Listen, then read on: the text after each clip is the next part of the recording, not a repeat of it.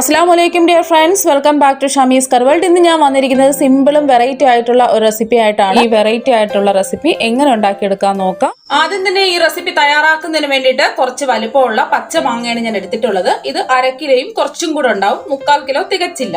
അപ്പൊ അത്രയും അളവിലുള്ള മാങ്ങയാണ് ഞാൻ എടുത്തിട്ടുള്ളത്. കുറച്ച് വലിപ്പമുള്ള മാങ്ങ എടുക്കുക, പച്ച മാങ്ങ എടുക്കുക. ഇനി ഇതിന്റെ തൊലിയെല്ലാം നമുക്ക് കളഞ്ഞെടുത്തിട്ട് വരാം.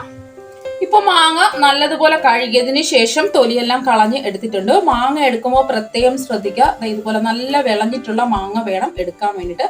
എന്നാൽ മാത്രമേ നമ്മുടെ ഈ പലഹാരത്തിന് നല്ലൊരു ടേസ്റ്റ് ഉണ്ടാവൂ. അപ്പോൾ അതൊന്ന് പ്രത്യേകം ശ്രദ്ധിക്കുക. ഇനി ഇത് ചെറിയ പീസായിട്ട് നമുക്ക് കട്ട് ചെയ്തെടുക്കാം.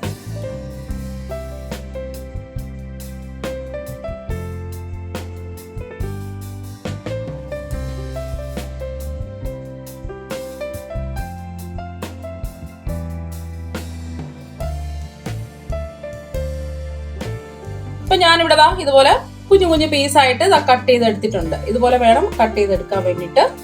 അടുത്തതായിട്ട് ഞാനിവിടെ ഫ്ലെയിം ഓൺ ആക്കി ഒരു പാൻ എടുത്തിട്ടുണ്ട്. ഇനി ഇതിലോട്ട് കുറച്ച് മാറ്റി വെച്ച മാങ്ങ ഇതിലോട്ട് ഇട്ട് കൊടുക്കാം.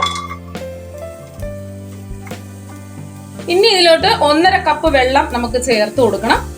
250 ml കപ്പിനാണ് ഞാൻ വെള്ളം എടുത്തിട്ടുള്ളത്. ഇനി 1/2 കപ്പും കൂടി ചേർത്ത് കൊടുക്കാം. 1 കപ്പ് ചേർത്ത് കൊടുത്തു, 1/2 കപ്പ് വെള്ളവും കൂടി ചേർത്ത് കൊടുക്കാം. ഇനി ഇതിലോട്ട് ചേർക്കാൻ പോകുന്നത് ഒരു 1/4 ടീസ്പൂൺ ഉപ്പാണ്. ഉപ്പും കൂടി ചേർത്ത് കൊടുക്കാം. ഒന്ന് ഇളക്കി കൊടുക്കാം. ഫ്ലെയിം ഒന്ന് കൂട്ടി വെച്ച് കൊടുക്കാം. ഇനി ഇതിലോട്ട് ചേർക്കാൻ പോകുന്നത് ഒരു ചെറിയ പീസ് പട്ടയാണ്. പട്ട ഇതിലോട്ട് ഇട്ട് കൊടുക്കാം. അതുപോലെ തന്നെ 3 ഗ്രാമ്പും കൂടി ഇട്ട് കൊടുക്കാം. 2 ഏലക്കയും കൂടെ ഇട്ട് കൊടുക്കുന്നുണ്ട്. അപ്പൊ നല്ലതുപോലെ തിളച്ച് വരുന്നുണ്ട്. അപ്പൊ നല്ലതുപോലെ തിളച്ചതിന് ശേഷം ഹൈ ഫ്ലെയിമിൽ തന്നെ നമുക്ക് 3 മിനിറ്റ് ഈ മാങ്ങ നമുക്ക് വേവിച്ചെടുക്കണം. ഇപ്പൊ നല്ലതുപോലെ തിളച്ച് വന്നിട്ടുണ്ട്. തിളച്ചതിന് ശേഷം ഹൈ ഫ്ലെയിമിൽ 3 മിനിറ്റ് ഇതൊന്ന് വേവിച്ചെടുക്കണം. മൂടി വെച്ച് തന്നെ വേവിച്ചെടുക്കാം. ഇപ്പൊ ഒരു 3 മിനിറ്റ് ആയിട്ടുണ്ട്. നമുക്ക് ഫ്ലെയിം ഓഫ് ആക്കാം. തുറക്കുമ്പോൾ നല്ലൊരു മണമൊക്കെ വരുന്നുണ്ട്. ഇനി നല്ലതുപോലെ ഇത് തണുക്കാൻ വേണ്ടി നമുക്ക് കുറച്ച് സമയം ഒന്ന് മാറ്റി വെക്കാം. മിക്സിയുടെ ജാർ എടുത്തിട്ടുണ്ട്. അതിലോട്ട് ഒരു 3/4 കപ്പ് തേങ്ങ ഈ ജാറിലോട്ട് ഇട്ട് കൊടുക്കാം. ഇനി നല്ല രീതിയിൽ ഇതൊന്ന് പൊടിച്ചെടുത്തിട്ട് വരാം. അപ്പം ഇതുപോലെ വേണം പൊടിച്ചെടുക്കാൻ വേണ്ടിയിട്ട്. അടുത്തതായിട്ട് ഫ്ലെയിം ഓൺ ആക്കി ഒരു പാൻ വെച്ച് കൊടുത്തിട്ടുണ്ട്. ഇനി നമ്മൾ പൊടിച്ച തേങ്ങ ഈ പാനിലോട്ട് ഇട്ട് കൊടുക്കാം. ഫ്ലെയിം ഒന്ന് കുറച്ച് വെച്ച് കൊടുക്കാം. ലോ ടു മീഡിയം ഫ്ലെയിമിൽ ഇട്ടിട്ട് വേണം ഈ തേങ്ങ ഒന്ന് വറുത്തെടുക്കാൻ വേണ്ടിയിട്ട്. കൂടുതൽ അങ്ങ് ബ്രൗൺ നിറം ആകാൻ പാടില്ല. ഈ തേങ്ങയുടെ വെള്ളത്തിന്റെ അംശമൊക്കെ ഒന്ന് പോയി കിട്ടിയാൽ മാത്രം മതി. ഇപ്പൊ ഒരു 3 മിനിറ്റ് ഒക്കെ കഴിഞ്ഞിട്ടുണ്ട്. ഇപ്പൊ തേങ്ങയുടെ വെള്ളത്തിന്റെ അംശമൊക്കെ പോ നല്ലൊരു മണമൊക്കെ വരുന്നുണ്ട്. ഇപ്പൊ ഇത്രയും മതി. ഇനി നമുക്ക് ഫ്ലെയിം ഓഫ് ആക്കി കൊടുക്കാം. എന്നിട്ട് ഇത് നല്ലതുപോലെ വേറൊരു പാത്രത്തിൽ വേണം ഇത് മാറ്റി വെക്കാൻ വേണ്ടിയിട്ട്. അപ്പം ഈ പാത്രത്തിൽ തന്നെ വെച്ചിരുന്നാല് ഇത് കരിഞ്ഞിട്ട് പോകും. അതുകൊണ്ട് വേറൊരു പാത്രത്തിൽ, ഡ്രൈ ആയിട്ടുള്ള പാത്രത്തിൽ ഇത് നല്ലതുപോലെ തണുക്കാൻ വേണ്ടിയിട്ട് നമുക്ക് മാറ്റി വെക്കാം. അടുത്തതായിട്ട് നമ്മുടെ പലഹാരം ഒന്ന് സെറ്റ് ചെയ്യുന്നതിന് വേണ്ടിയിട്ട് ആദ്യം തന്നെ നമ്മൾ ഒരു പാത്രം നെയ്യോ ഓയിലോ ബട്ടറോ ഒന്ന് ഗ്രീസ് ചെയ്ത് മാറ്റി വെക്കണം. അപ്പൊ ഞാനിവിടെ ഒരു കേക്കിന്റെ ടിന്നാണ് എടുത്തിട്ടുള്ളത്. അപ്പൊ അത് തന്നെ വേണമെന്ന് നിർബന്ധമൊന്നുമില്ല. ചോറ് കഴിക്കുന്ന നമ്മുടെ പ്ലേറ്റ് എടുത്താലും മതി. അപ്പൊ ഞാൻ നെയ്യ് ഒന്ന് ബ്രഷ് ചെയ്ത് കൊടുക്കുകയാണ്. നല്ല രീതിയിൽ ബ്രഷ് ചെയ്ത് കൊടുക്കുക. അപ്പൊ നല്ലതുപോലെ ബ്രഷ് ചെയ്ത് കൊടുത്തിട്ടുണ്ട്. ഇനി ഇത് നമുക്ക് മാറ്റി വെക്കാം. ഇപ്പൊ നമ്മൾ നേരത്തെ വേവിച്ച് മാറ്റി വെച്ച മാങ്ങ നല്ലതുപോലെ തണുത്തിട്ടുണ്ട്. തണുത്തതിന് ശേഷം മാത്രമേ മിക്സിയിലിട്ട് അടിച്ചെടുക്കാൻ പാടുള്ളൂ. ഇനി ഒരു മിക്സിയുടെ ജാർ എടുക്കാം. ഇനി നമുക്ക് നല്ലതുപോലെ ഒട്ടും കട്ടയൊന്നുമില്ല, നല്ല രീതിയിൽ ഇതൊന്ന് അരച്ചെടുക്കണം. ഇപ്പൊ ഞാൻ അടിച്ചെടുത്തിട്ടുണ്ട്. ഇപ്പൊ ഒട്ടും കട്ടയൊന്നുമില്ലാതെ ഇതുപോലെ നല്ല രീതിയിൽ അടിച്ചെടുത്തിട്ടുണ്ട്. ഇനി നമുക്ക് കുറച്ച് കട്ടിക്കാണ് ഈ മാങ്ങ ഇരിക്കുന്നത്. അപ്പൊ നമുക്ക് ഇതൊന്ന് അരിച്ചെടുക്കണം. നമ്മൾ ഗ്രാമ്പൂ കറുവാപ്പട്ടൊക്കെ ഇട്ട് കൊടുത്തതുകൊണ്ട് ചെറിയ ചെറിയ തരികൾ ഉണ്ടാവും. അതുകൊണ്ട് വെള്ളം ഇതിലോട്ട് ഒഴിച്ചു കൊടുക്കുകയാണ്. ഇനി ഞാൻ ഇതിലോട്ട് ഒരു 1/2 കപ്പ് വെള്ളം ചേർത്ത് കൊടുക്കുകയാണ്. എന്നിട്ട് നല്ലതുപോലെ ഒന്ന് ഇളക്കി യോജിപ്പിച്ച് ഒന്നുകൂടി നമുക്ക് ഇതൊന്ന് അടിച്ചെടുക്കണം.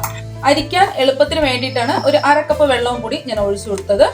ജസ്റ്റ് ഒന്നും കൂടി നമുക്ക് ഇതൊന്ന് അടിച്ചെടുക്കാം. ഇപ്പൊ ഞാൻ അടിച്ചെടുത്തിട്ടുണ്ട്. ഇനി ഇതൊന്ന് അരിച്ചൊഴിക്കണം. ഇനി ഞാൻ അരിച്ചൊഴിക്കുന്നതിന് വേണ്ടിയിട്ട് ഒരു മിക്സിംഗ് ബൗളും ഒരു അരിപ്പയും എടുത്തിട്ടുണ്ട്. ചെറിയ ഹോളുള്ള അരിപ്പാണ് ഞാൻ എടുത്തിട്ടുള്ളത്. ഇതിലോട്ട് നമ്മുടെ അടിച്ചു വെച്ച മാങ്ങ ഇതിലോട്ട് ഒഴിച്ചു കൊടുക്കാം. മുഴുവനും അങ്ങ് ഒഴിച്ചു കൊടുക്കാം. ഇനി ഇതേ രീതിയിൽ ഒരു സ്പൂൺ വെച്ച് ഇതുപോലെ ആക്കി നമുക്ക് ഇതിന്റെ ജ്യൂസൊക്കെ നമുക്ക് എടുക്കാം. അപ്പം ജ്യൂസ് എല്ലാം എടുത്തിട്ടുണ്ട്. ഇത്രയും വേസ്റ്റ് കിട്ടിയിട്ടുണ്ട്. ഇതിന്റെ ആവശ്യമില്ല. ഇത് നമുക്ക് മാറ്റാം. അപ്പോൾ ജ്യൂസ് എല്ലാം ഇതാ എടുത്തിട്ടുണ്ട്. ഇനി ഇത് മാറ്റി വെക്കാം. അടുത്തതായിട്ട് ഞാനിവിടെ ഒരു ചെറിയ ഒരു ബൗൾ എടുത്തിട്ടുണ്ട്. ഇതിലോട്ട് ഞാൻ 5 ടേബിൾ സ്പൂൺ കോൺഫ്ലോർ ആണ് ചേർത്ത് കൊടുക്കാൻ പോകുന്നത്. ഇപ്പോൾ 5 ടേബിൾ സ്പൂൺ കോൺഫ്ലോർ ഇതാ എടുത്തിട്ടുണ്ട്. ഇനി ഇതിലോട്ട് ആവശ്യത്തിന് വെള്ളം ചേർത്ത് കൊടുക്കാം. ഞാൻ 250 ml കപ്പിന് 1 കപ്പ് വെള്ളം എടുത്തിട്ടുണ്ട്. സാധാരണ നോർമൽ വാട്ടർ, ഒരുപാട് ഒരുമിച്ച് ഒഴിക്കരുത്, കുറച്ച് വീതം ഒഴിച്ച് ഒന്ന് മിക്സ് ചെയ്തെടുക്കാം. ഇപ്പൊ കട്ടകളൊന്നും ഇല്ലാതെ കോൺഫ്ലോർ നല്ല രീതിയിൽ കലക്കി എടുത്തിട്ടുണ്ട്. ഇനി ഈ കോൺഫ്ലോർ നേരത്തെ നമ്മൾ അരിച്ച് മാറ്റി വെച്ച മാങ്ങയുടെ മിക്സിലോട്ട് ഒഴിച്ചു കൊടുക്കാം. മുഴുവനും അങ്ങ് ഒഴിച്ചു കൊടുക്കാം. നല്ലതുപോലെ ഇളക്കി യോജിപ്പിച്ചെടുക്കണം.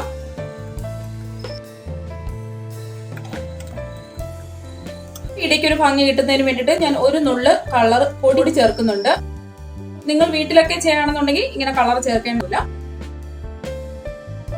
ഇത് നല്ലതുപോലെ ഇളക്കി യോജിപ്പിച്ച് കൊടുക്കുക. അതെല്ലാം നല്ല രീതിയിൽ യോജിപ്പിച്ച് എടുത്തിട്ടുണ്ട്. അടുത്തതായിട്ട് ഫ്ലെയിം ഓൺ ആക്കി ഞാൻ ഒരു കടായി വെച്ചു കൊടുത്തിട്ടുണ്ട്. മീഡിയം ഫ്ലെയിം വെച്ചു കൊടുക്കുക. ഇനി ഞാൻ ഈ മിക്സ് ഇതിലോട്ട് ഒഴിച്ചു കൊടുക്കാൻ പോവുകയാണേ. മുഴുവനും അങ്ങ് ഒഴിച്ചു കൊടുക്കാം. ഇനി കൈവിടാതെ ഇത് ഇളക്കി കൊടുത്തോണ്ടേ ഇരിക്കണം. മീഡിയം ഫ്ലെയിമിൽ ഇട്ടിട്ട് ഇത് നല്ല രീതിയിൽ ഒന്ന് ഇളക്കി കൊടുക്കാം. ഇപ്പൊ മീഡിയം ഫ്ലെയിമിൽ വെച്ചിട്ട് ഒരു 5 മിനിറ്റ് ആയിട്ടുണ്ട്. ഇനി നമുക്ക് ആവശ്യത്തിന് മധുരം ചേർത്ത് കൊടുക്കാം. ഒന്ന് കുറുകി വന്നിട്ടുണ്ട്.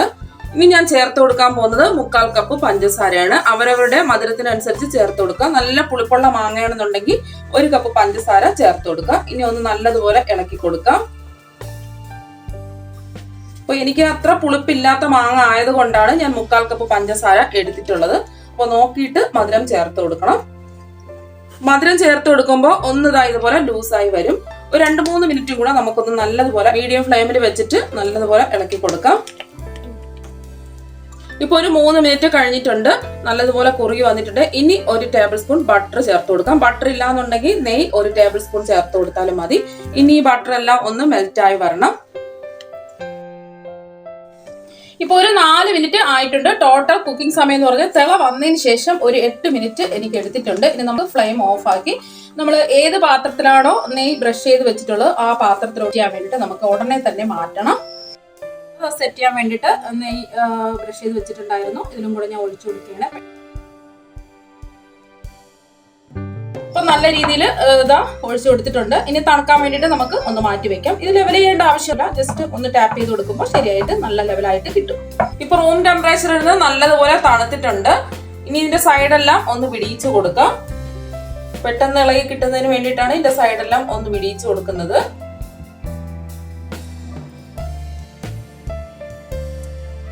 ഇനി ഇതൊന്ന് ഡിമോൾഡ് ചെയ്യാം. ഇനി നമുക്ക് ഇതൊന്ന് തുറന്ന് നോക്കാം. നല്ല അടിപൊളിയായിട്ട് വന്നിട്ടുണ്ട്. കാണാൻ തന്നെ നല്ല രസമാണ്. ഇനി നമുക്ക് ഇത് ഇഷ്ടമുള്ള ഷേപ്പിൽ ഒന്ന് മുറിച്ചെടുക്കാം. ഇപ്പൊ എല്ലാം ക്യൂബ്സ് ആയിട്ട് കട്ട് ചെയ്തെടുത്തിട്ടുണ്ട്.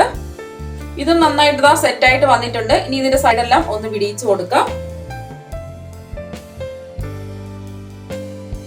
ഇനി ഇതൊന്ന് തിരിച്ചിട്ട് കൊടുക്കാം.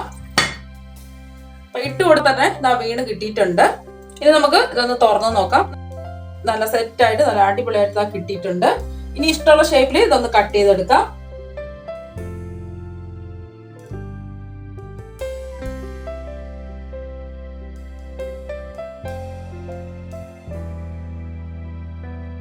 ഇപ്പൊ എല്ലാം നല്ലതുപോലെ കട്ട് ചെയ്ത് എടുത്തിട്ടുണ്ട്. നല്ല ജെല്ലി പോയിട്ടുണ്ട്. ഇനി ഇത് ഡെസിക്കേറ്റഡ് കോക്കനട്ടിലിട്ട് ഒന്ന് കോട്ട് ചെയ്തെടുക്കാം. അപ്പം ഒരെണ്ണം എടുക്കാം. ഇതുപോലെ ഡെസിക്കേറ്റഡ് കോക്കനട്ടിലിട്ട് ഇതുപോലെ ഒന്ന് കോട്ട് ചെയ്തെടുക്കാം. ഇപ്പൊ ഞാൻ ഡെസിക്കേറ്റഡ് കോക്കനട്ടിലിട്ട് കോട്ട് ചെയ്തെടുത്തിട്ടുണ്ട്. അടിപൊളിയായിട്ട് വന്നിട്ടുണ്ട്. ഇതുപോലെ വേണം ബാക്കിയെല്ലാം ചെയ്തെടുക്കാൻ വേണ്ടിയിട്ട്. ഇപ്പൊ പച്ചമാങ്ങ വെച്ചിട്ടുള്ള ജെല്ലി ഇവിടെ റെഡി ആയിട്ടുണ്ട്. ഇപ്പൊ എല്ലാം ഡെസിക്കേറ്റഡ് കോക്കനട്ടിലിട്ട് കോട്ട് ചെയ്തെടുത്തിട്ടുണ്ട്. ഇതിന് പകരം നിങ്ങൾക്ക് പഞ്ചസാരയിൽ വേണമെങ്കിലും കോട്ട് ചെയ്തെടുക്കാം. പഞ്ചസാരയിൽ കോട്ട് ചെയ്തെടുക്കുമ്പോൾ പെട്ടെന്ന് അലിഞ്ഞിട്ട് പോകും. ഉടനെ കഴിക്കാനാണെങ്കിൽ പഞ്ചസാരയിൽ കോട്ട് ചെയ്തെടുക്കാം. ഒരാഴ്ച വരെയൊക്കെ ഫ്രിഡ്ജിൽ സൂക്ഷിക്കണമെന്നുണ്ടെങ്കിൽ ഡെസിക്കേറ്റഡ് കോക്കനട്ട് കോട്ട് ചെയ്തെടുക്കുമ്പോൾ അത് പരസ്പരം ഒട്ടിപ്പിടിക്കാതെ നല്ല സെറ്റ് ആയിട്ട് കിട്ടും. ഇത് കുറച്ച് ഒന്ന് ഫ്രിഡ്ജിൽ നമുക്ക് വെച്ചിട്ട് എടുക്കുമ്പോൾ കുറച്ചും കൂടി സെറ്റായി കിട്ടും. അപ്പൊ നല്ല സോഫ്റ്റ് ആണ്. കണ്ടോ, നല്ല ജെല്ലി പോലെ ഇരിപ്പുണ്ട്. ഇപ്പൊ പച്ചമാങ്ങ എല്ലാം കിട്ടുന്ന സമയമാണ്. അപ്പൊ നിങ്ങൾ എല്ലാവരും ഇതുപോലെ ഒന്ന് തയ്യാറാക്കി നോക്കണം. തീർച്ചയായും നിങ്ങൾക്ക് എല്ലാവർക്കും ഇഷ്ടപ്പെടും. ഞാൻ ഇതൊന്ന് മുറിച്ച് കാണിച്ചു തരാം. നല്ല സോഫ്റ്റ് ആണ്, ഇത് കണ്ടോ. അപ്പൊ നിങ്ങൾ എല്ലാവരും തയ്യാറാക്കി നോക്കാം. അപ്പൊ നമുക്ക് മറ്റൊരു വെറൈറ്റി ഡിഷുമായിട്ട് വീണ്ടും കാണാം. താങ്ക്